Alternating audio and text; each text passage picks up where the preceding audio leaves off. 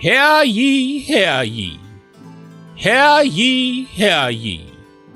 Welcome to the podcast of the Roundtable, where 4 podcasts go head-to-head, debating random topics. This week's battle pits Christicles of #NoOffense and Dougred of Who's Right, who will take on Roundtable regulars Lady Brooke of Married AF and Sir John Jamingo of Unbelievably Stupid. Now, here's your host, Uncle Randy. Welcome, everybody. Podcast of the Roundtable, episode number 3. Buckle in. Hey, we're so thrilled you guys are all here. Those in the live chat and those that press the play button, we appreciate you. And all 3 of you, 2. Let's talk about the rules of the game. This one's a little different than the previous 2. We will be having a judge for this show. Mandel has agreed to judge the show. Stand-up comedian, actor, producer, writer. Who's judging the show? Mandel. Fuck. Yeah. I thought it was Howie Mandel. What the fuck? Who the fuck is Mandel? Check out his latest special, Negative Reinforcement. It's fantastic. Let's go over the rules, though. Here we go. We're going to have 12 rounds of topics. I'm going to read the topic to each contestant. You'll have up to 3 minutes to answer and explain your answer. You don't have to use your whole 3 minutes, but you can't go over. Each contestant does have 1 grenade. You can use that grenade to make somebody look stupid, stop them in the middle, at the end, before they answer a question. And once a grenade is used, that answer is void. Can't be used by the judge, so Mo knows that. And other than that, just don't interrupt people's time. We can fuck around in between questions and all that good shit. But during the person's time, just be respectful and let everybody get their answers out. Other than that, let's introduce everybody.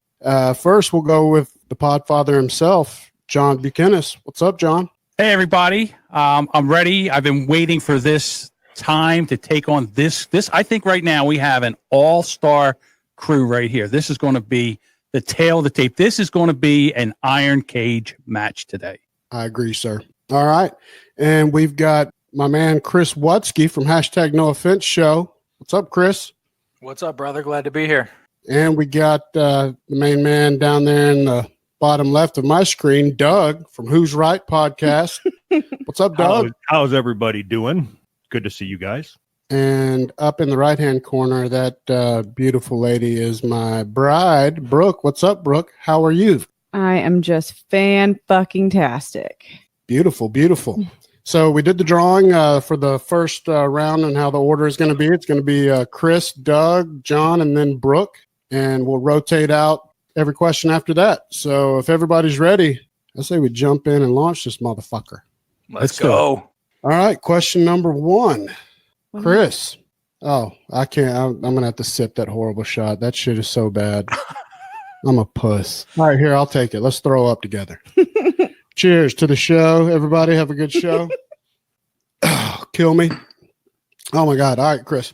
Do you support American taxpayers paying reparations to the descendants of slaves?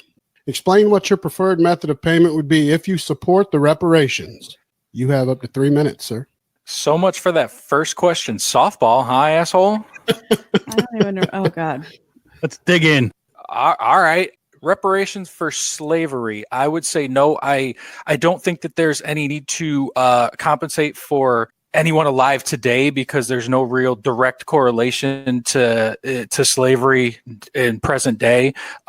You shouldn't get rewarded because your grandpa went through some shit, and it is terrible, and I'm not discounting that, but you're not entitled to a windfall now because of it. Beautiful. Doug, what do you think, sir? Do you support American taxpayers paying reparations to the descendants of slaves, and how would that all work if you do? Yes, I absolutely am for taxpayers paying reparations to former slave owners. All those people lost free labor. And when that happened, the price of everything went up. They should be like farmers, right? So farmers get reparation money in something. There's no reason why former slave owners' descendants shouldn't have that same ability to buy new cotton pickers, for instance. Right? I'm asking for feedback. I know that the format of the show is that I'm supposed to talk for 3 minutes, but I need some sort of engagement. We have to check the chat, see what they're how they feel. Well, fuck the chat. I don't. I think the reparations are for the descendants of slaves. Hey, this is my time. That's all I got. All right, John. Your time starts now, sir. I agree with Doug. I think if I want to pay slaves reparations, like if I could get a slave right now, I'd give them some money. I'd kick them some money. I need things done around the house. It's hard. People, it costs money. Like I need a plumber. You know how much a plumber costs? I wouldn't mind giving a slave some reparations right now and see if he could fix my, the pipe that's broke or something like that. I would like that. So basically, I think that reparations for slaves, like if I could get I would need like three or four good slaves. And how much do you think I could pay for a slave? I mean, is like maybe $2 an hour? Is that too much to pay a slave, or is that right around? What do slaves get nowadays? I know the minimum wage is going up, but I don't think slave wages are as high. So I would like to have a nice, I don't know, you know what? I'd like to have a nice 21-year-old Asian girl slave. I think she could cook and clean and not too hard on the eyes, something like that. I would like that. A nice 21-year-old Asian slave. Kind of like the one that the owner from the New England Patriots had. One of those kind of slaves. I don't think they make that much money. So yes, I am 100% for reparations. All right, John. Did I misunderstand the question? Brooke, what do you think? Do you support American taxpayers paying reparations to the direct descendants of slaves? I thought we already went through this one time because I remember a Dave Chappelle skit where they were like reparations and they were like buying Escalades and shit. So I didn't know this was another round of reparations. I mean, of course, I think anybody that was directly affected, maybe like the children of slaves, should absolutely have gotten reparations, but I think that already happened. So I don't think necessarily anybody, I agree with Watsky, and I don't think anybody that's like around today that's like the great grandchild that doesn't know the actual slave. I don't know. I don't think taxpayers need to, we're shelling out enough around for everybody. All right. Beautiful. Question 2. This one starts with Doug. Doug, list your top 5 essential party items during your late teens to early 20s. Explain each item and rank them based on importance. You have 3 minutes, sir. No sandwich, sir. God damn it. I hope we get there because I got a fucking doozy lined up for that. All right. The top 5 essential items for a party when I was a teenager. Teens to 20s. Yes, sir. All right. Rubbers. I always took rubbers. For some reason, I took a fucking beer bong to every fucking party I went to. I got 3 minutes. I can fill it with bullshit, I guess. So I did a beer bong with rum and Coke, and then I puked on a girl before I had sex with her, which tells you what kind of girl she was. A cooler full of Bud Light. When I was a kid, it was Bud Light. A change of clothes. Typically, it was 2 pairs of underwear, one for the next day, and then one in case I got so drunk that I pissed my pants during the night. Oh, been there, brother.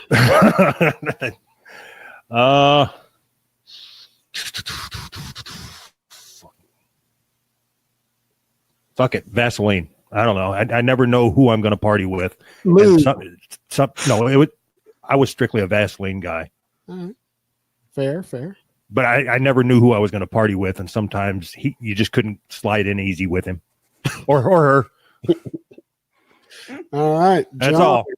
John, what were your top 5 essential party items during your late teens to early 20s?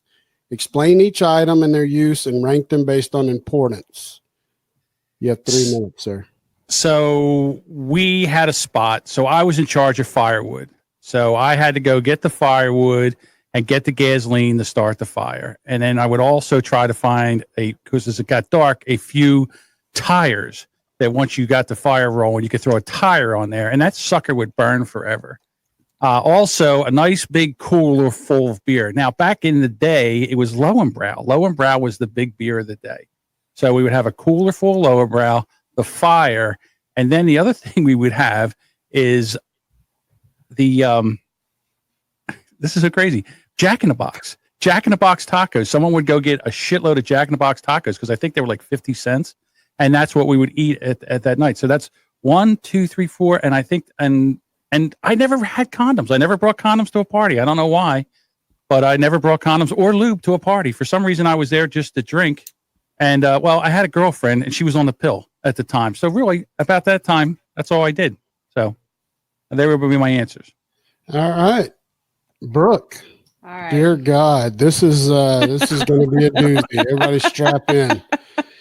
List your top 5 essential party items during your late teens to early 20s. Explain each item and rank them based on importance. Go.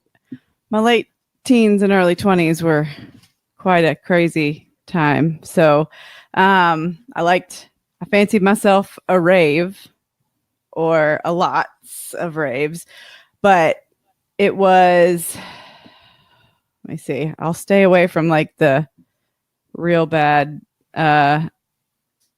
drug related things. But when I was a teenager, I drank a lot of Colt 45. So I get 40s, Yes. brown paper bags and everything. We could get them for like 75 cents back then. Mad Dog 2020 is another. Drank a lot of that. And also always my glass bowl and a little bit of weed. Have my glass bowl and my Crown Royal case, which every fucking pothead from the 90s knows what's up with that. Yes, somebody. And then because we were out all night usually and never slept, but then we would go to an after party somewhere. I always had like the little like body wipe things. We called it giving ourselves a stripper bath. So like on the armpits, little and all good, ready to go to the after party and not stink like a horse's dick. So there you go. Brooke, we'd have been friends. I know. Yeah, we would have partied. Yeah, Randall would have hated my guts. Yeah, we've always said that we were such polar opposites that it's insane that we have so much sex now. But that's real. All right, Wutsky, list your top 5 essential party items during your late teens, early 20s. Explain each item and rank them based on importance. So in the 5 slot, I've got my beeper because I'm old as shit. And in the 90s, I had a beeper. That was the only way you can get a hold of me. Everybody had their code. None of the kids these days know about that shit. Number 4, pot, but other people's pot, because I never bought pot. I had the apartment when I was a teenager, so that was a toll. You had to pay to come and party at my place. And I was the only one with a fucking car, so if I drove you around, I'm smoking your shit. Number 3 was my bitch-ass ex-girlfriend, because like the other guys that went before me, I like pussy. Whatever. I love pussy. Number 2, Saint-Ide Special Brews. That was my drink back in the day. Kind of like a Smirnoff Ice, but a little bit more ghetto. And number 1, White fucking Castle. Oh. Every night, 3 a.m.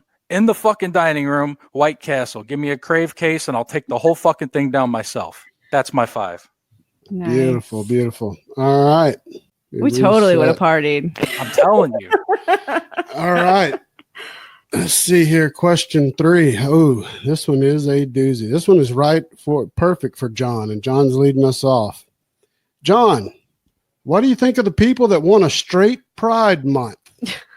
You have 3 minutes. I don't understand what the hell straight pride is. I mean, I can understand gay pride. And besides, a straight pride parade, who's decorating it?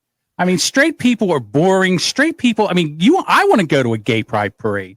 I mean, they're dancing. They got great music. They're all colorful. Straight Pride Parade is just a bunch of people walking in flannel shirts and baseball caps.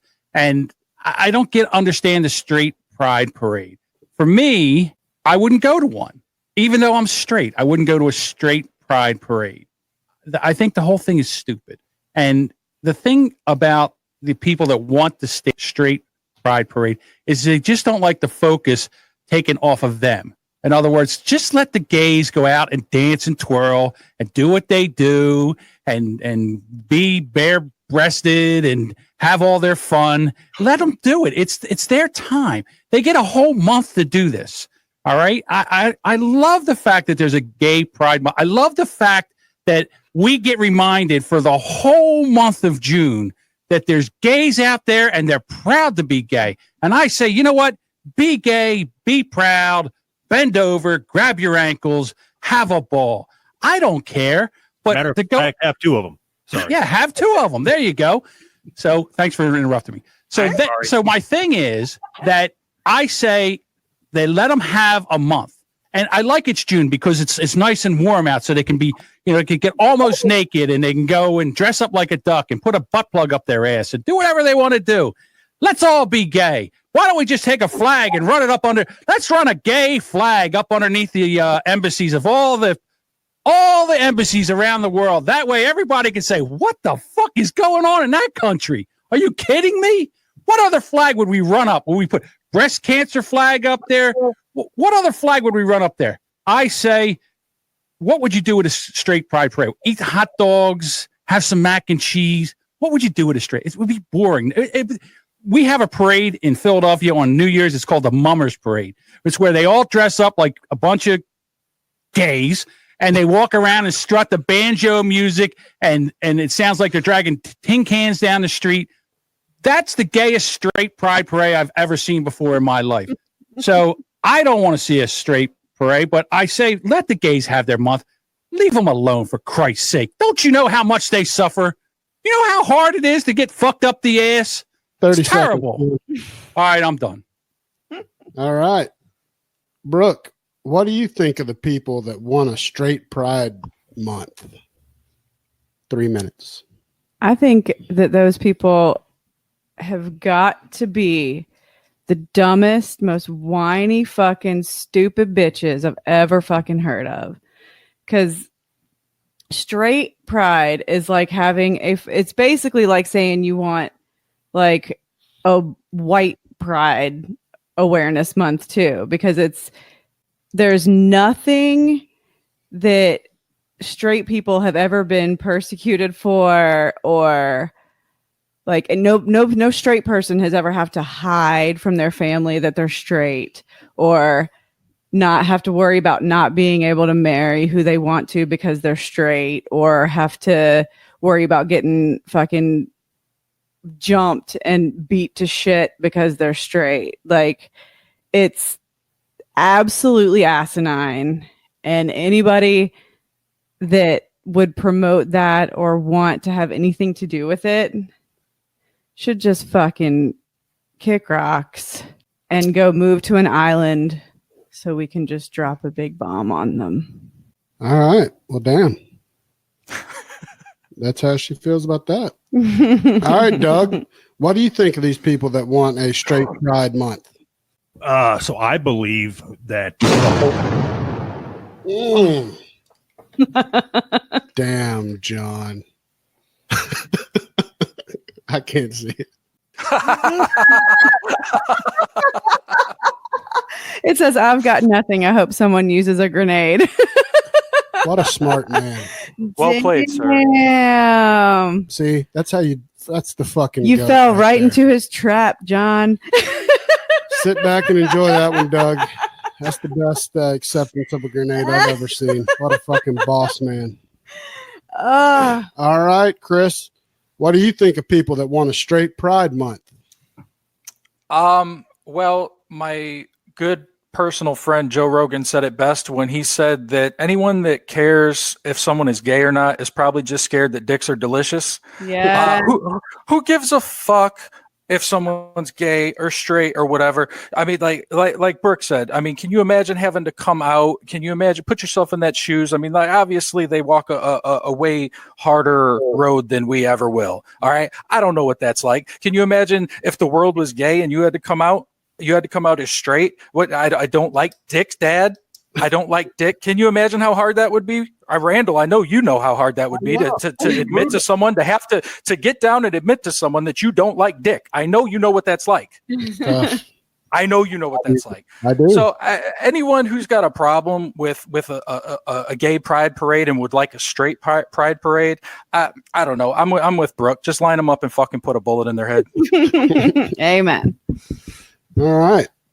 I'm still reeling over how well played Doug did. You know what I that just fucking realized? grenade. You're wearing If you don't think that he had something, that was written for whenever somebody bombed him, he was going to hold that up for whatever question it was. That's what I'm Please saying. stop The genius is, of course. I know he had that already. No matter what question someone threw a bomb at, he was going to hold that up. He's had that whole thing planned. Exactly. He had an answer. I know he had an answer. I've had everything planned. Right. whole thing. All Don't right. make it sound like he all of a sudden he didn't have anything for that question. I know he had a shit ton for that question. No, I'm saying that it's genius that he pre-prepared that to answer a grenade. You're absolutely right. I'm saying He's amazing. All right, Brooke, check this out. You, This is you, you. you think I'm amazing enough to fucking grenade me? Pussy. All right, Brooke, describe. This is a serious question, guys. Let's get our serious. man. They've all been serious questions, except for the party one. This one's deep, and I need to know. This is No, that was a serious question. Describe for me in detail the perfect set of tits. Yes. I want to know bust size, nipple length, nipple thickness, areola size, areola coloring, etc. Okay. Also, state which criteria you personally find most important when judging a set of tits. We all love all tits, so don't give that answer because all tits are great. Yes. I need specifics. I need to know. All right. You got 3 minutes. There's never a bad tit. Let's get that out of the way. All tits are fabulous.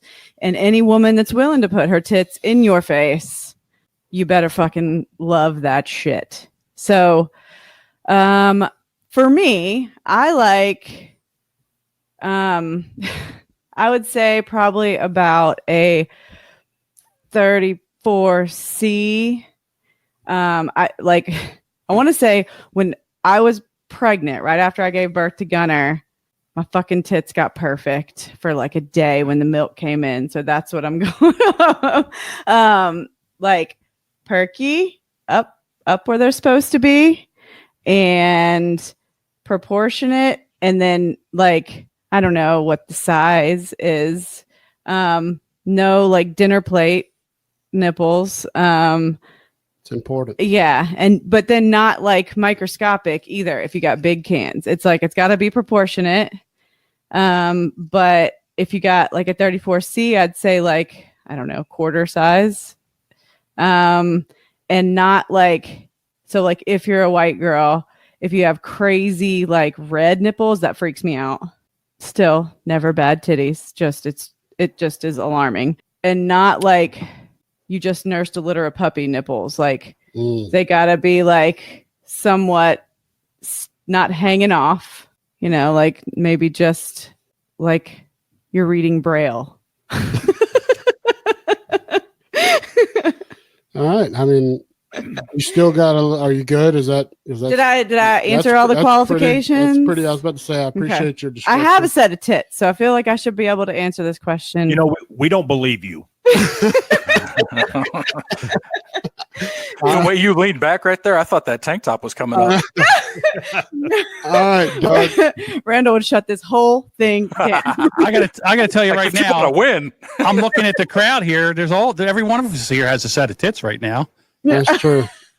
Doug, describe for me in detail the perfect set of tits: bust size, nipple length, nipple thickness, areola size, and coloring. What do you personally find most important when judging a set of tits? Excuse me. The most important thing is that they're natural. There is nothing in my mind worse than a set of fake tits. When they're hard, that's no good. I actually prefer that when a woman lays down, that the tits each touch the bed on each side of her. And as far as areolas, the bigger the better. Like, I want the areola to go off the breast and onto the chest, over by the ribs. Nipple, what was it? Nipple length? Nipple length and thickness, because you got those. Sometimes people have those like pencil eraser thick nipples, those big beefy bastards. So when you say pencil eraser thick, to me that's a thin nipple, like a Snickers bar. That maybe a quarter, like a fun size Snicker bar. That's like a good nipple length and thickness. Actually, I mean, so if you could imagine a fun size Snicker on a areola the size of a Frisbee on a saggy tit that is like a hot water bottle that old ladies use when they're sick. Just two of them, and they're just flopping everywhere. That's fucking awesome. Oh, shit. I can't even play along with you, sir. That one hurts me. So I don't think that anybody asked you what your fucking preferred tit was. You asked me what mine was. Hey, I respect your... I don't think you do, sir. Anybody likes the hot water bottles, pro. I love it. All right. Is that you good, Doug, or you got some more for him? No, I'm not going to talk just to talk. I describe my favorite titties. All right, Chris. What are your favorite perfect tits? Bust size, nipple length, thickness, areola size, and coloring. And what's most important to you about a nice set of tits? What's most important is that they're in my face. I mean, that's just front and center. But I mean, I think like nowadays, everybody with porn being as readily accessible as it is, everyone sees perfect tits all the time. I don't want to see fucking big tits, nice tits, tan tits, fucking little nipples, big nipples. Whatever. I want to see the fucking warlocks. All right, give me some tits with character. I want to see some fucking veins on them like road maps. Okay, I want to see fucking nipples like baby toes. That's what I'm interested in. Let me see a fucking little rose on the side of the titty, the little titty tattoo. That's what I'm into, man. The dirtier, the better. All right, white trash fucking sitting on a bar stool at noon drinking a Pabst with a fucking ash hanging off a cigarette, and you can see the little peak of the fucking rose coming out. That's what I'm into. Oh shit! I got tattoos on my boobs. Yeah. Oh yeah, stars. You keep teasing it. Might as well just fucking do it. There it is. We're telling it all. Might as well. Oh, Randall's like not happy about it. Hey, I paid. Oh, settle down, honky Kong. Let's all just throw our keys into a bowl, and there's going to be a couple unlucky guys, but someone's going to be happy. Exactly. All right, so we got John left. John, you tell me about your perfect set of tits. Bust size, nipple length, thickness, areola size, etc. I like most important. I say so. I like a nice jiggly boob. I'm not gonna lie.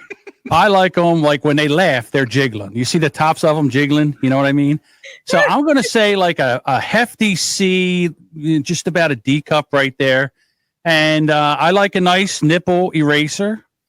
I also like the areola to be a little on the dark side and maybe $50 size. All right. I like them. So, and I also like them to be able to swing back and forth, kind of like, saloon doors, they just swing back and forth. Like if, as you get some motion going, they go back and forth. Yes. I do kind of like that. Although, to be honest with you, that is my favorite, but I hate to say that, a nice B cup is also fine. But I like the jiggling, the motion, the ocean, the swinging back and forth. If you can get them banging together like knockers, now you're doing something. Like if you're in a romantic situation and you get to be able to swing her where she's actually got them slapping together like an ass clap, now you're doing something. That there's nothing will make you go off like a rocket ship to having those things banging together like two big giant bowling balls swinging and hitting each other. So yes, that's what I kind of like. A lot of jiggle, kind of like a bowl of Jello. Can't believe John just said ass clapping. That's awesome. Make that ass clap. Make them boobs clap. All right, here we go. This is Chris. You're up on this one. Does comedy give people a free pass to be assholes to others as long as they say it's a joke? In your opinion, is there any line, words, anything that comedians should not cross? You got 3 minutes. Absolutely not. Randall, I don't know if you're familiar with us or not, but I mean, there's a little podcast called Comedy is Dead that we like to record every month, and we talk about this. There's no such thing as too soon. R. Kelly pissing on little girls, fucking talk about it. Whatever it is, talk about it. Comedy is a lot of people's coping mechanisms. When shit happens, the best medicine is laughter, they say. A good friend of mine told me that he made his first New York Jets joke as the planes were hitting the fucking towers. I mean, like, if it's good, it's good, you know? And no, I don't think there's a line that you should cross or that you have to cross. For Christ's sake, my show's called No Offense. I mean, like, we like to say shit that is going to initiate a response, or it's gonna get a laugh, you know? I mean, that's what we're all here for, right? At the end of the day, that's what we're all here for. Beautiful. Doug, does comedy give people a free pass to be assholes to others as long as they say it's a joke? And in your opinion, is there a line that comedians should never cross, verbally or anything else? Yes, I do believe that there is a line that people shouldn't cross. I think that you can make jokes about anything as a broad topic. You can make jokes about cancer. Same thing with the 9/11. I was making 9/11 jokes as I was watching people jumping out of the building. But when you are specifically making a joke about somebody, the fuck you laughing at? If you can make a specific joke about somebody's grandma getting cancer, and you know, I think that's too much. If you don't know the person, you know, I think that can be probably an issue. But on the other side of it, then don't fucking listen. If you don't like what it is that I talk about, then just change the channel or walk away, or in some cases, I guess you might want to punch me, whatever. But I think the way that you phrase the question, does it give people a right to be an asshole? No, I don't think it does. You're an asshole. If you're just an asshole, you're an asshole. If you're making jokes about something, just trying to be entertaining, that's all it is. If you're making jokes about somebody's mom dying in a car crash as her headless body is flopping around on the concrete, you're just a fucking asshole. Fair, totally. Mm-hmm. All right, John, what do you got? Does comedy give people a free pass to be assholes to others as long as they say it's a joke? And is there a line that comedians should not cross? Well, first of all, I'd like to say that my grandmother's cancer wig will be auctioned off after the show. Because I have had this around for a while, and grandmom's cancer wig, I mean, I used to wear it on Halloween as kind of a joke. You know, grandma's cancer, and I would put on my shirt, grandma's cancer wig. Okay. And, you know, and I agree. Like, if someone loses their head in a car accident, maybe you shouldn't joke about that. You know, what was the last thing that JFK, what was the last thing that went through JFK's mind before he crashed? Was the windshield. So let's put it this way. To me, the best joke is when you tell a joke and you hear the audience go, and then laugh. I love a joke like that. So to be honest with you, I don't think anything's off limits. I love a good joke. I love to be able to make fun of anything. I can't stand the fact that people go to comedy clubs right now and they're sitting there waiting to be offended. And I just fucking drives me crazy. I would just like to get up and just throat punch somebody when they say they stand up and they say, you can't say that, or they heckle somebody. Oh, you can't say that. Shut the fuck up. Sit down. Go around the street to the goddamn poetry reading around the corner. Go there. That's where you need to go, because you're in a comedy club. This is where we go to say things that we don't say out on the street in public. If you go to a comedy club and you're offended, that's like going to a goddamn sex orgy and getting upset if you get hit with a cum shot. It's fucking ridiculous. All right. So my thing is, if you don't like comedy, and I hate to agree with Doug, I'm going to agree with Doug. If you don't like it, turn it the fuck off. Don't sit there and get it taken down for the rest of us that actually have a sense of humor. If you can't have a pin pounded up your ass with a sledgehammer, then don't go to a fucking comedy club. All right. Brooke, does comedy give people a free pass to be assholes to others as long as they say it's a joke? And in your opinion, is there a line that comedians should not cross? Yeah, well, I mean, I think the free pass is like it's freedom of speech. They can say whatever the fuck they want. Whether you like it or not is, I mean, comedy, everybody's comedy is different, and not everybody is going to be your cup of tea.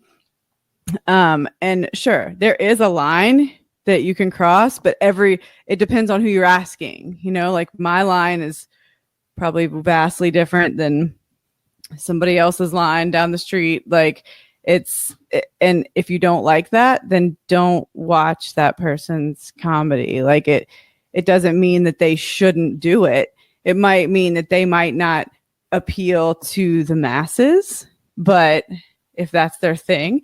I mean, and you got to think about like Anthony Jeselnik. Like I fucking love that guy. And he pushes the envelope pretty fucking far. His last comedy special is called like Fire in the Maternity Ward. And he has a whole big long joke about like taking his friend to get an abortion. And like it's so wrong in so many ways, but it's so fucking funny. And it's comedy is all subjective. And so yeah, I mean, it just depends on who you ask, I think. Beautiful. All right, Doug, in your opinion, is it racist if a Caucasian man or woman has a tattoo that says proud to be white? Why or why not?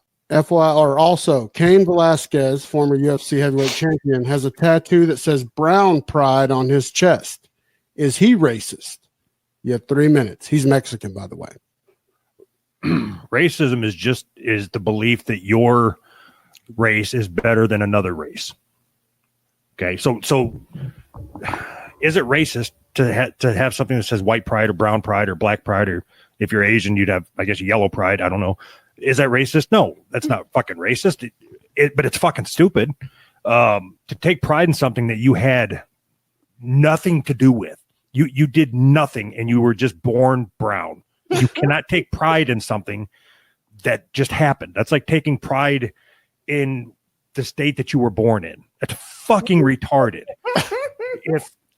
If you are a fat kid and you work really hard and then you get to where, like in junior high, all guys try sucking their own cock. And let's say you finally fucking work out and you get flexible and you go through yoga and you get your ribs removed or whatever it is, but you finally get the tip in your mouth. That's something you can take pride in. Oh, shit. That is true. Fuck that dude. I'd be proud. All right, John, in your opinion, is it racist if a Caucasian man or woman has a tattoo that says proud to be white? Why or why not? And Cain Velasquez, former UFC heavyweight champion, has a tattoo that says brown pride. Is he racist? First of all, let's talk about the fact that Doug thinks that everybody tries to suck their own dick in junior high school.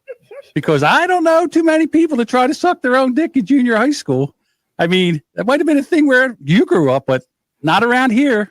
We weren't trying to suck our own.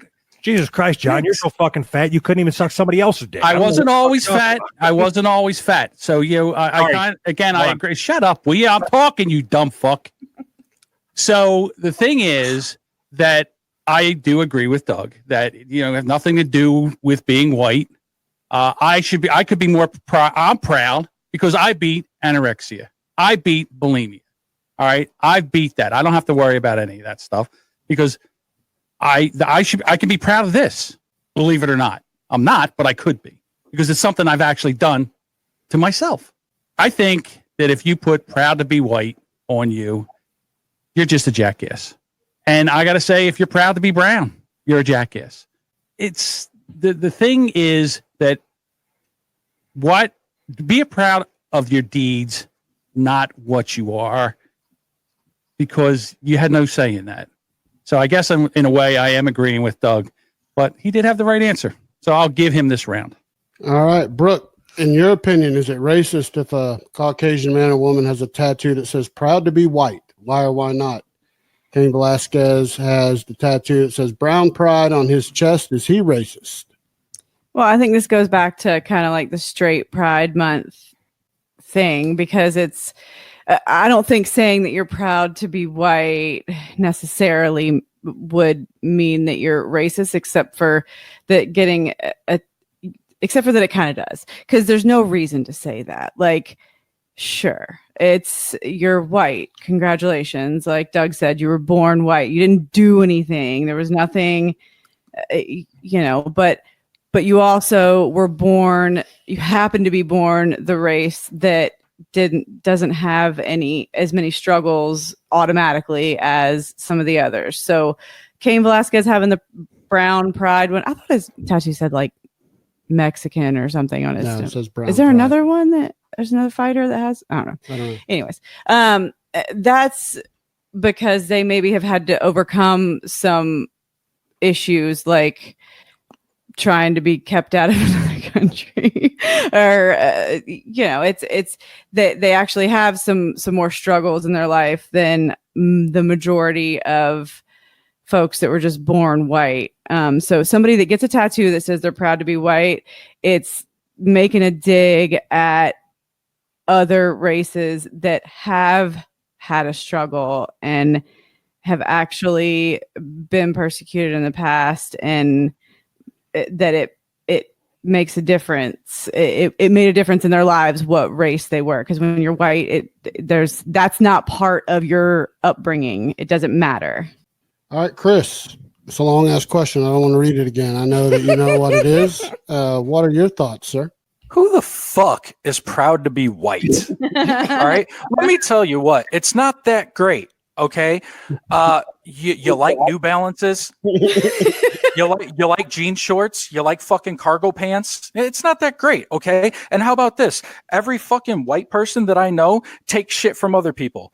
All right. Look at all the millennials that are going out for sushi. That's not our shit. That's fucking that's Japanese. My favorite food is fucking Mexican, dude. I'll eat a burrito. That's not my shit. What am I proud of?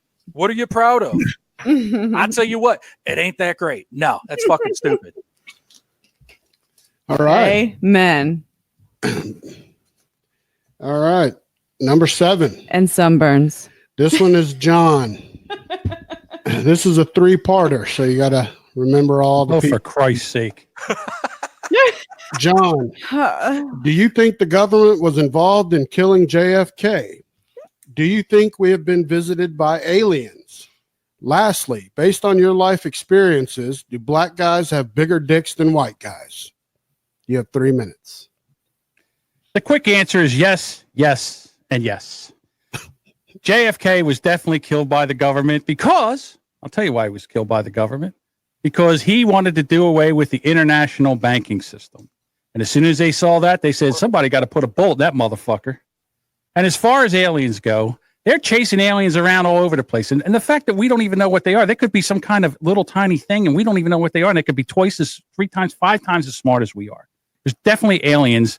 And I'm not talking to the ones that are coming over the border. I'm talking about real alien ones that drop into the planet from another planet. And I played football. Goddamn right, black cocks are bigger than white cocks. I saw one time a guy took his cock and put it through one ear hole of the football helmet, and it came out the other ear hole of the football helmet. And I was like, God damn it. The poor woman that has to try to take that in. Holy fucking shit. And I've never seen a white guy even come close to that. Have you ever seen that guy? No, I can't think of his goddamn name. I don't know. He is a porn star, Dredge, I think. I forget what his name is. I think it's Dredge. I can't think of his name now. Anyhow, it's like a Louisville Slugger. I never seen anything like it. Jesus Christ, it's huge. I don't even know how the guy can walk. Okay, that's my time. All right. Brooke, do you think the government was involved in killing Kennedy? Do you think we've been visited by aliens? And lastly, based on your life experience, do black guys have bigger dicks than white guys? All right. Do I think the government killed JFK? Don't know. Don't care. I don't want to get into it because I don't know anything about politics. As far as I know, whoever the fuck from the book depository, Harvey Lee Oswald, he killed him. Whatever the fuck his name was. And then he got killed in jail by some mafia. It was the mafia. Who fucking cares? Aliens? Yes, of course there's aliens. Did you not listen to the Area 51 episode of What's in Your Hometown on the Civilized Creatures Podcast Network? Come on. Nice plug.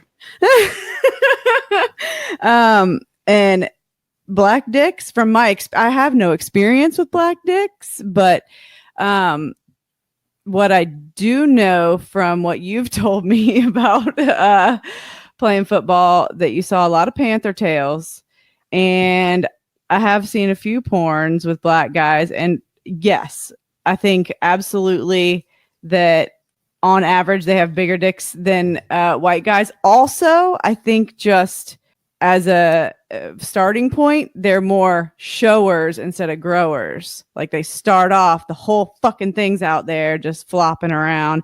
And white guys, it's more like up inside you a lot of times. Like it's, and then it, you know. Not me, of course.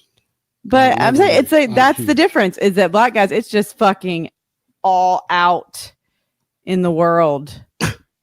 And then white guys, it just fucking blasts out of nowhere sometimes. Beautiful. Of course not you. You're huge. I'm huge. You're fucking huge. Look at you, baby. My cock is God tiny. damn. I'm insecure about It's it. not. I'm so little. All right, Doug. Do you think the government was involved in killing Kennedy? Do you think we have been visited by aliens? And based on your life experiences, do black guys have bigger dicks than white guys? I believe without a shadow of a doubt. I've already been grenaded. I believe without a shadow of a doubt that JFK was assassinated, at least in part, by the government. They were involved or in the know, the same as I believe that about 9/11 and a few other things. Have aliens visited? Be honest with you, John touched on what I was going to use as my answer. I was going to talk about the wall and all that shit, but I'll answer it seriously.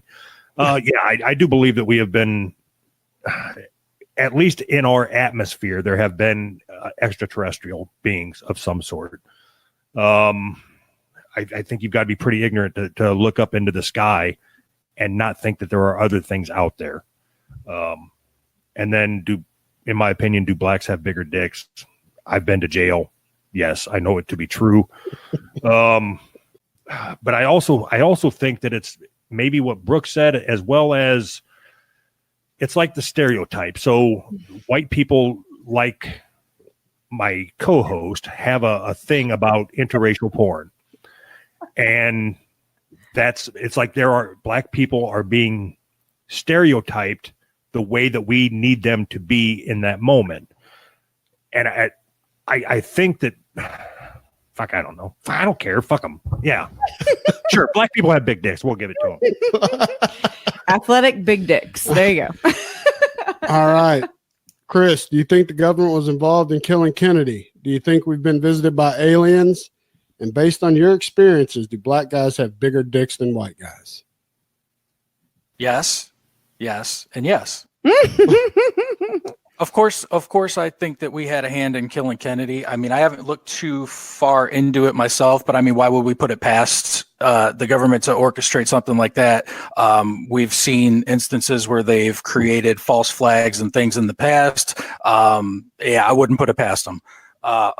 Aliens, I mean, like, have you ever heard me talk after a couple of drinks ever? Yes, of course there's fucking aliens, okay? I believe I just fucking met them in a float tank last week, all right? Black guys with big dicks, of course. If you go on Pornhub right now, big black dick is a fucking category for a reason, Randall. It's not just a thing that somebody's fabricating. Yeah, there's evidence to back it up. So yes, and yes. Beautiful, beautiful. All right. Here we go. Number 8. Brooke, you're up. Aye. In your opinion, based on what you know of them, who is the greatest person to ever walk the earth? Explain why. Religious symbols are excluded. So no Jesus, no Moses, no anything. Can't else. drop the Jesus like Adam did. Regular folk. Who's the greatest regular folk? It wouldn't work in this instance. I know, it'd be kind of fucking weak. Oh my God. Greatest person to ever walk the fucking earth. I mean, there's no wrong answer, so it's just what your personal preference. Well, okay, I was gonna say like Gandhi, but then I just heard some shit. Was it from you? Yeah, but he's kind of religious too. Let's leave it. Oh, I'm he's telling you, religious? I yeah. thought he was just like a He's Buddhist. let's feed all the fucking people. Okay. What about fucking I don't know. I feel like there's so many everybody that like becomes so well known for being great. Everybody finds some dark shit about them. So I guess I'll fucking go with like I want to say Michael Jackson so bad. Because that's my dude. I wanted to marry him. He made Thriller. Enough said. He didn't touch any little boys. Everybody was wrong. I'll say Mother Teresa because she just fed a bunch of people and I don't know any dark shit that's come out about her. So I think she's clean. All right, Doug, in your opinion, based on what you know of them, who is the greatest person to ever walk the earth? Explain why no religious people or symbols, you know what I mean. God damn it. I wish somebody could have a grenade on me right now. Can I grenade myself? That's it. I just used my grenade on me, Randall. Move on. You've already been grenaded once. Fuck. You can say yourself. All right. I will go with Kevin Smith. Kevin Smith is a writer-director who I think has given a lot of people a lot of if you go back and listen to his early podcasts, I think he's responsible for a large portion of podcasts in the world. But as far as why he's the greatest person in the world, that's a fucking dumbass answer. No, that's a great question. I love Kevin Smith. Yeah, I love Kevin Smith too, but is he better than the woman that gave him my kids? Probably not. Fuck, I don't know. Oh, Dave Chaffey. Dave Chaffey is the greatest person. wow. I got nothing. Fucking, I don't care. Go. All right, Chris. Who do you think is the greatest person to ever walk the earth? Well, being that Brooke named half a dozen people when she was answering, she actually took my answer, and I am going to say Michael fucking Jackson. Okay, Yeah. I am going to go there. Okay, because not only was he a child star and came out of that to become the king of fucking pop and one of the most recognized artists on the planet. He fucked every one of those kids, got away with it, went to the grave fucking free and clear. Nobody can pull him back from the dead and charge him with shit now. It's the perfect fucking crime. He's the best person that ever walked the face of the earth. I'll still dance to Billie Jean with Randall if he lets me. That's my answer. All right. Thriller. All right, John. In your opinion, based on what you know of them, who's the greatest person to ever walk the earth, sir? Bill Cosby. Bill Cosby was one of the first black comedians that came up and was funny. He worked clean. He was an amazing comedian. He got on TV and played opposite a white guy when they wouldn't let any black guys on TV. And he was one of the first guys to teach black women how to get white chicks. Just drop a little something in their drink, let them go to sleep. And a couple hours later, they don't even know what the fuck happened. So I know people would think like Martin Luther King or maybe, you can't use. I don't think Gandhi he's not like there's not a religion after Gandhi. He just uses the religion. But I'm going to go with Bill Cosby, and he lasted a long, long time. And the fact that he is in jail now and still tweeting, got to be the greatest person that ever walked the earth. All right, Chris, what are your thoughts on Alabama's decision to chemically castrate certain sex criminals with victims under the age of 13? Is it a violation of the 8th Amendment, which prohibits cruel and unusual punishment? You have 3 minutes, sir. No. I don't believe it's cruel and unusual. What's cruel and unusual is what they did to even be in the conversation. So yeah, cut the fucking dicks off. Chemical castration, that's even better. What do they lower them into like a vat of acid? Like I'm thinking like the end of Who Framed Roger Rabbit, and the dick and the balls are running away and melting into the vat. You know, screaming like I'm melting. Yeah, that's great. That's a visual I want to see for somebody that did something to a person under 13 years old. Dip them in the fucking vat. Nice. All right, Doug, what are your thoughts on Alabama's decision to chemically castrate sex criminals with victims under the age of 13?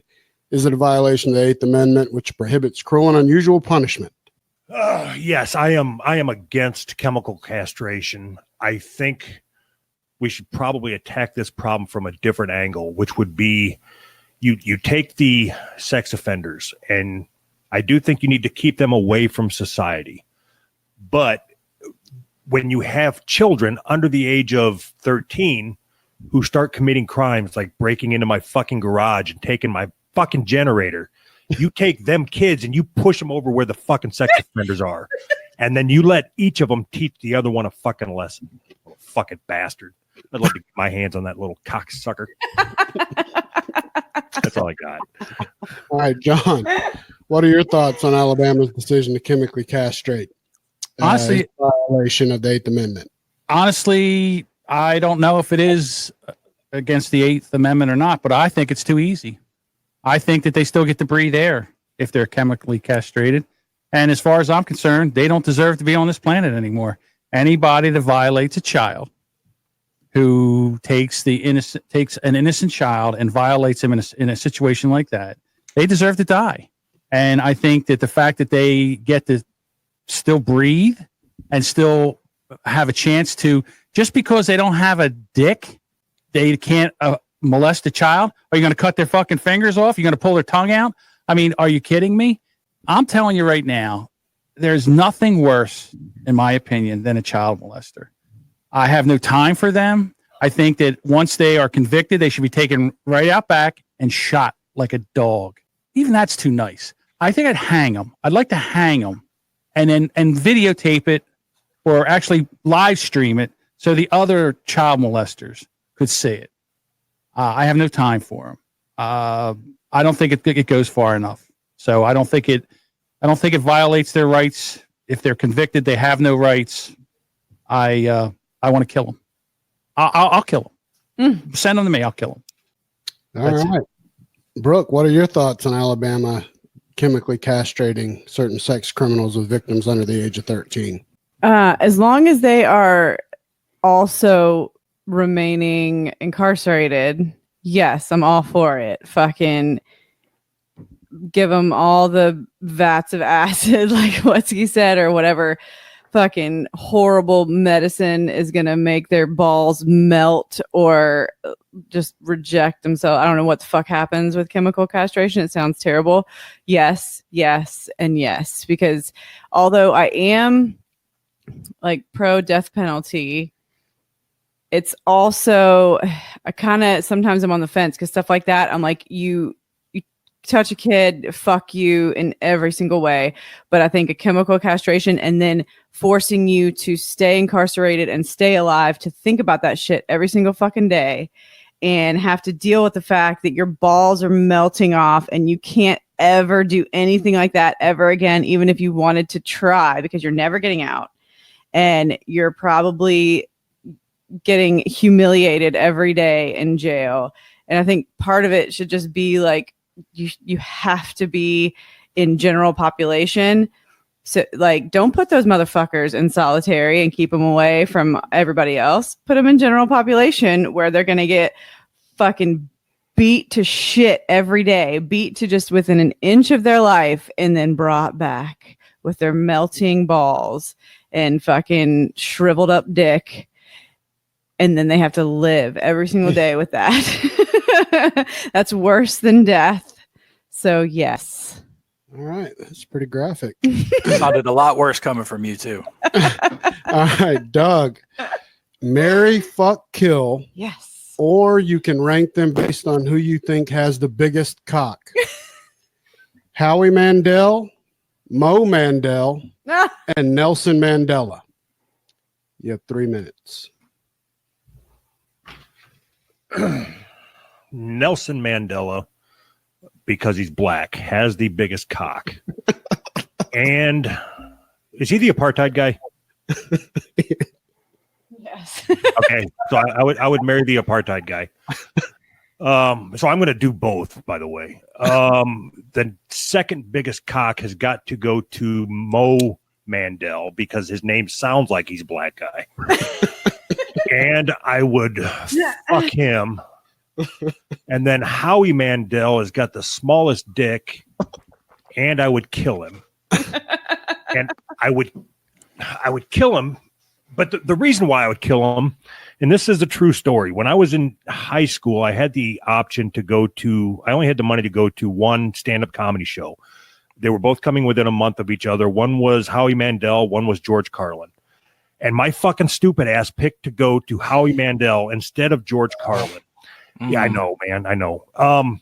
And I can still remember that it was back when he had fucking hair and he'd do that stupid thing with the fucking rubber glove. And he would sit up there on stage. He did it like 27 fucking times. He'd go, hey, and then he'd point at a bale of hay on the fucking side of the stage. That was his fucking comedy routine. I would love to put a bullet in that fuzzy-headed cocksucker. Little small dick piece of shit. All right. John, marry, fuck, kill, or you can rank them based on who you think has the biggest cock. Howie Mandel, Mo Mandel, and Nelson Mandela. Well, I'm going with the smallest cock would be Harry. Howie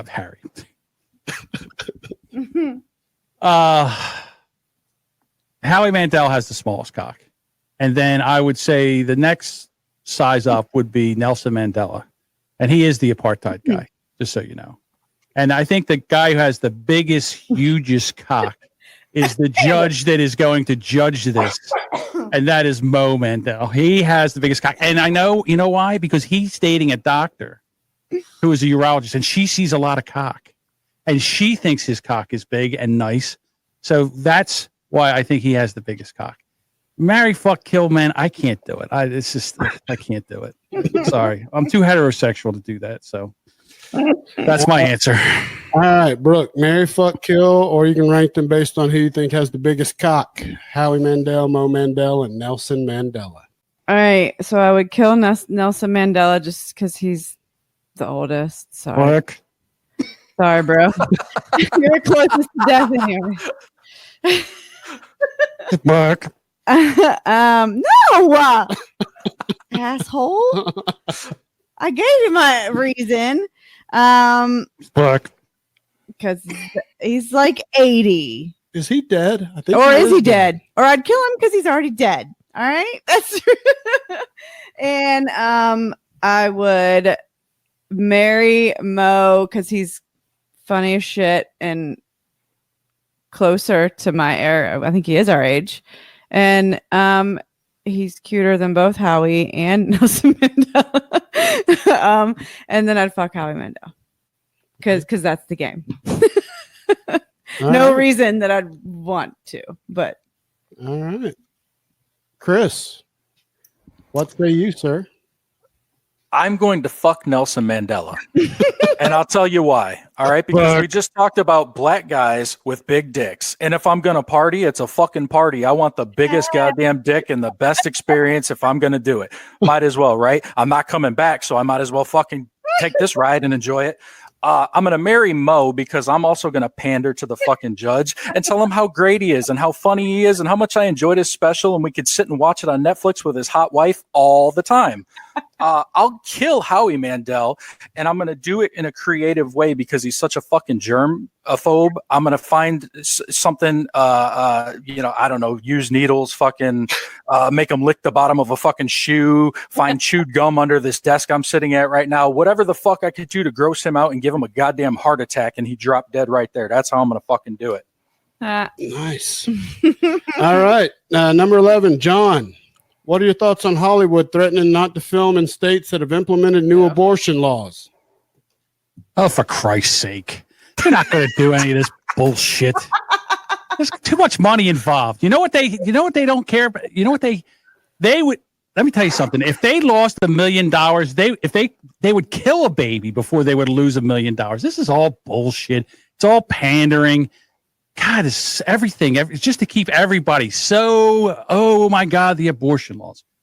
Yeah, just drive to another goddamn state if you want to, or here's a coat hanger. Whatever you need to do. I don't know, but to stop, you're not going to film in states that are going to have abortion laws. Where are they going to film? The only place it's they're already in California, and then the rates are too high.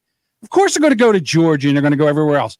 There's movies that are being made right now. They're going to shut them down. No, they're not going to shut them down. They moved all this stuff and spent all this money to film there, and now all of a sudden, because they made a law that doesn't even really affect them, that they're going to shut it down. Please, that's a bunch of bullshit. I can't even stand it anymore. Everything is a big uprising over nothing. They're going to strike it down anyhow. It can't even go. It's already being. Not one abortion has been stopped. Not one. They're scraping little bastards out of wombs left and right. Never stopped an abortion yet. Oh man. For the love of God. All right, I'm done. Good Lord, there it is. That's the John rant we've been craving. All right, Brooke, what are your thoughts on Hollywood threatening not to film in states that have implemented new abortion laws? Well, I think it's one of the perfect examples of this outrage culture. It's, of course, I think that these abortion laws are a bit extreme. And being a resident of Georgia, and a lot of shit is filmed in Georgia. A fucking lot is filmed here. I don't think, and I know the extent of the tax breaks they get for filming here. So the likelihood of them actually not filming anything here is stupid. I mean, sure, go fucking shell out millions more dollars to film somewhere else. Like there was something that said The Walking Dead was talking about not filming here. They built a whole fucking town here to film that goddamn show. So I think it's all just posturing to see if they can. And I'm not totally against the effort, because in Georgia alone, the heartbeat thing, like I didn't even find out I was pregnant till I was 6 weeks pregnant. Like that's the law in Georgia, is that you can't get an abortion past 6 weeks. So not that I was going to get one, but that's so early. So it's a bit extreme. They might as well just ban it altogether. But so I think the effort is just to maybe have them change, make it a little bit more lenient, but I don't actually think they're going to stop filming everything in all these states that have implemented these laws, because it's just not fiscally responsible on their part. All right. Doug, what do you think, sir? What are your thoughts on Hollywood threatening to bounce in these states that have passed new abortion laws? As Brooke said, I believe it is 100% posturing. It's no different in my mind than all the people that said they were going to quit eating Chick-fil-A. It's the same fucking thing. The tone in this country of all these virtue signaling, right, Randall? That's the word that. Oh, there you go. That's all it is. And whatever they think is the popular opinion is what they're going to stand up and scream. That's what we're doing now until you change your mind on whatever your opinion is. The two things are so fucking unrelated. Hollywood should stop filming altogether. There's so much garbage. I mean, one, it's like the writers never came back from the strike from 9 years ago. They just keep rebooting the same old bullshit. If anything, they should make abortion-only movies. Every movie should be about, or just film an abortion and put it on the fucking big screen. I think that's a good idea, actually. I'm going to stop with that. I am pro-abortion movies. Oh, my. All right. Chris, what are your thoughts on Hollywood threatening not to film in states that have these new abortion laws? Well, I think absolutely they should do it. I know that Georgia is the one that we're referring to, and I mean, if that's what's going to get The Walking Dead off the fucking air, I'm all for it. That That show fucking sucks. It's gone on for about 9 seasons too long. And if it takes a couple of babies getting sucked out to fucking get it off of AMC, for Christ's sake, and I don't have to see Chris Hardwick on a weekly fucking basis, then I'm all for it. I'm looking directly at you too, Brooke. I'm channeling this right at you. Fuck The Walking Dead. Hasn't been good in 6 years. Kill the fucking kids and get it off the air. Watsky gets the round. Dear God, that's good. That's good shit. That is good shit. Get out of here. All right, here is the last regulation question. Brooke, you're up. Damn it. All right. Who is the more terrifying serial killer and why? Ooh. Bundy, Dahmer, BTK, or the Zodiac? Oh God, those are all such good ones. All right. Who's the more terrifying? Bundy, Dahmer, BTK, Zodiac, right? Yep. They're all so terrifying in their own ways, but Bundy's my favorite. Such a fucking favorite killer, you weirdo. That's a weird thing to say. I am a fucking sicko. He's the one that I've been most like interested in knowing everything about. If that sounds less psycho. Probably not. But no, yeah, it's not working. I would say that I'll just go with my dude Bundy because he would be the most terrifying because he was nobody you would expect to be a serial killer. He was like the nice, outgoing, like everybody thought he was good looking and friendly, and he never could be the kind of guy that would do these horrible things. He was just your buddy, and everybody liked him, and it's not possible. So that was one of the reasons that Zac Efron was cast in that Netflix movie, because he was the quintessential like boy next door, a heartthrob that everybody loved. And that's kind of how everybody viewed Ted Bundy back in the day. And so when he went up and asked girls like, hey, can you help me bring my boat to my car? Then they were completely not threatened. So that's why he's terrifying. All right, Doug, who's more terrifying? And why? Bundy, Dahmer, BTK, or the Zodiac? This one's easy. So I don't know if you've ever dropped your seed in a butthole, but oh God! Right when you're done, your dick starts shriveling up, and then you've got that feeling of remorse. And Dahmer would look at that and think, "I'm going to eat that." That is fucking terrifying. Mm-hmm. Fuck. I had the opportunity to visit the apartment where Jeffrey Dahmer was caught. Oh shit. Actually, I'll tell a story after my 3 minutes are up if you want. But so I've been fascinated by him in that he started out, drugging people and then drilling into their heads, trying to create his own personal sex zombie. Mm-hmm. Don't tell me that's not fucking terrifying. To be able to have the charisma to pick somebody up at a bar, knowing with the shit going on inside your head that you're going to fucking drill into their brain and then fuck them in the butt and then eat their fucking liver. That's no question. Mm-hmm. All right. Chris, what do you think? Who's more terrifying, Bundy, Dahmer, BTK, or Zodiac? Well, I don't know who BTK is, so I'm not gonna go there. Obviously, I don't like fucking true crime. This is like garlic to a vampire for me. I'm not fascinated by fucking killers. Zodiac, I know it was a shitty movie with fucking Jake Gyllenhaal. I didn't watch it.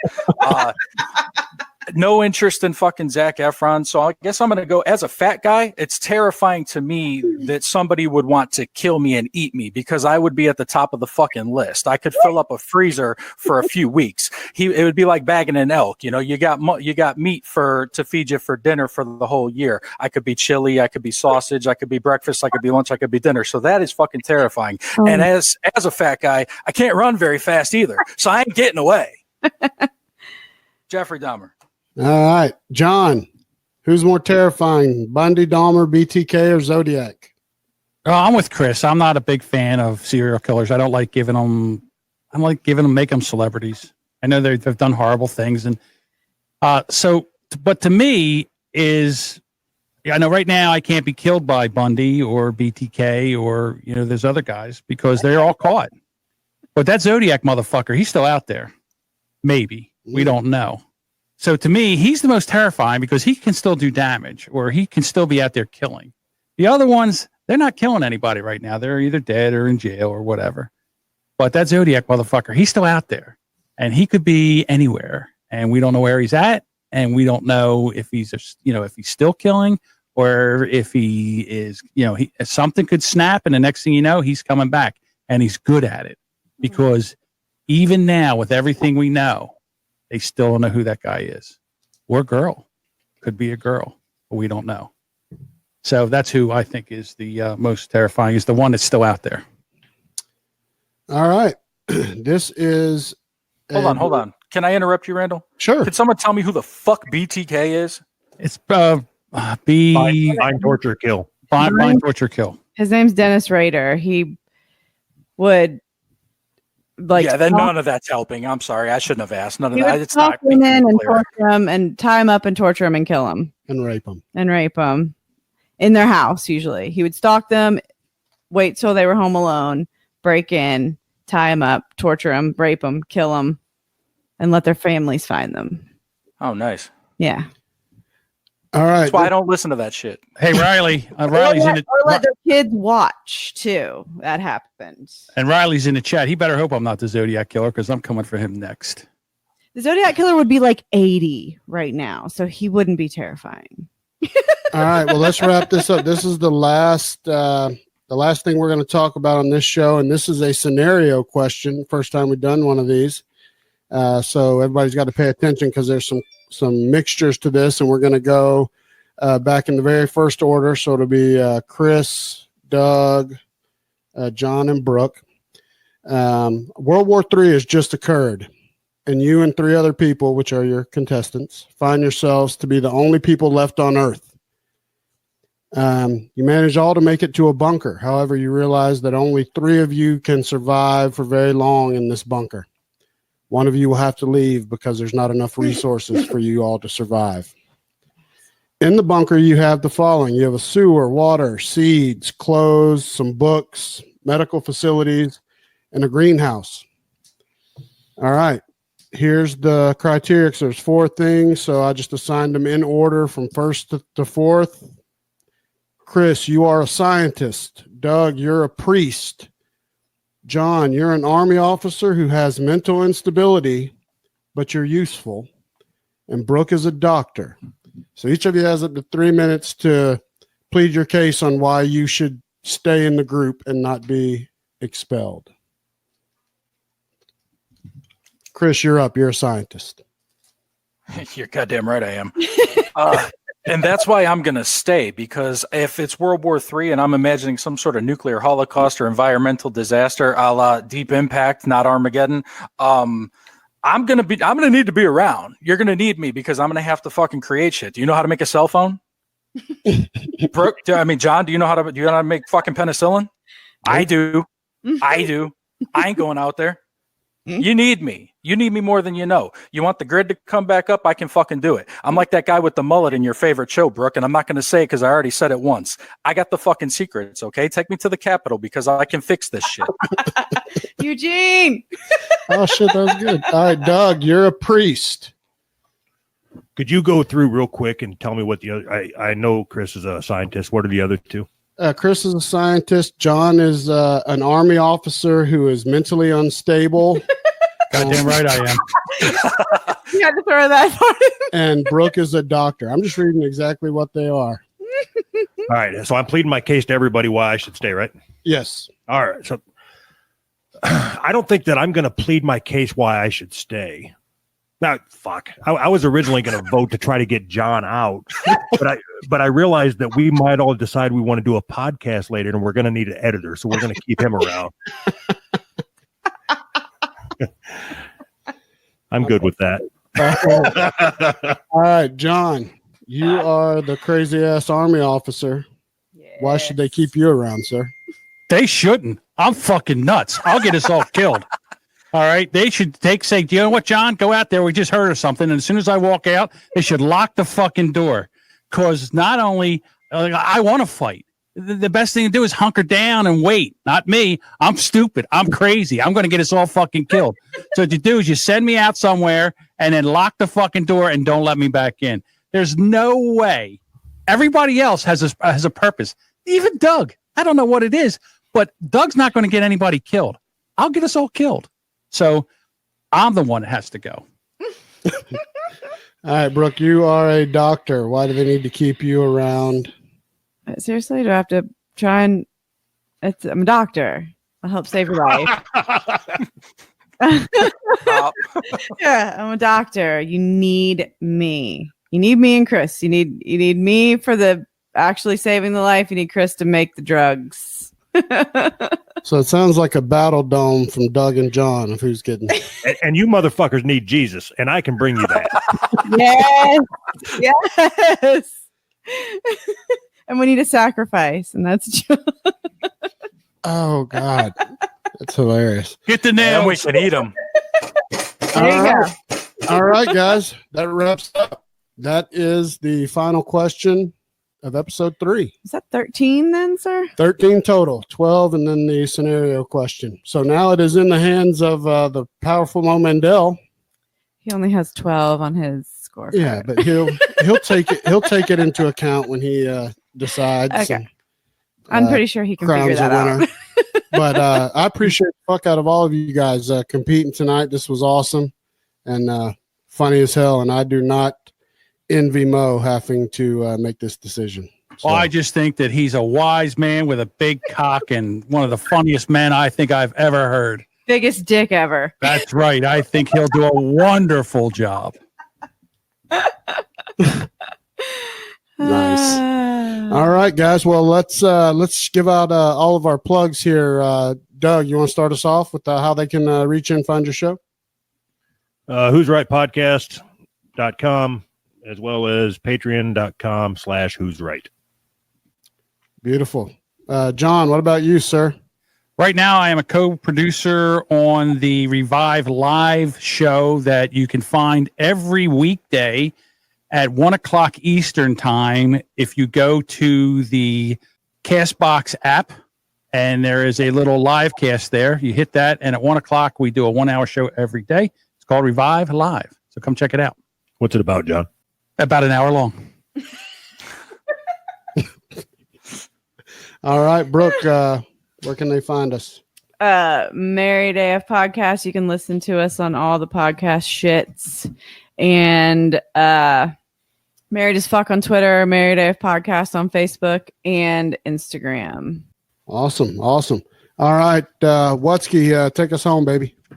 You can find me at the #NoOffense show, htnos.com, htnos on all the socials and on all the players. Just search those 5 letters. Beautiful. All right, well, that's a wrap on this motherfucker. Boom, episode 3 in the books. Soon as we get a answer from Mo, I will make sure we post it out there and celebrate the winner.